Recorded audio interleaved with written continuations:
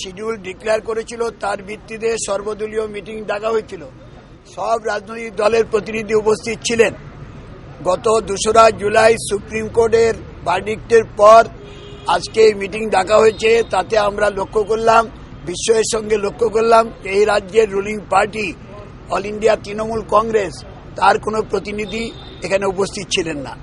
আমাদের কাছে আরও এই জন্যই সন্দেহ আশঙ্কা জাগছে যে গত 25শে সেপ্টেম্বর এই পঞ্চায়েত নির্বাচনের যে মূল উপাদান সেটা হচ্ছে ভোটার তালিকা।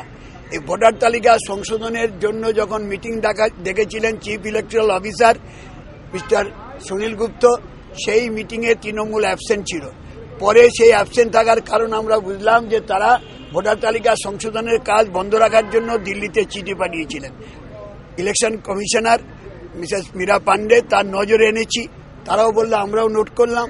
কারণ এই ধরনের সুপ্রিম কোর্টের ভার্ডিক্টের পর মুখ্যমন্ত্রী নিজে বললেন ওয়েলকাম করছি, আর তার দলের প্রতিনিধি আজকে থাকলেন না, সেই কারণে আরো আমাদের সন্দেহ বেড়েছে।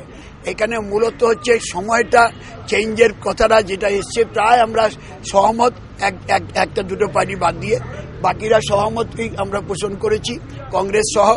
আর দ্বিতীয় হচ্ছে আমরা বলেছি বাইক বাহিনী সেটা বন্ধ করতে হবে ইমিডিয়েটলি। আমরা বলেছি দুষ্কৃতীদের অ্যারেস্ট করতে হবে।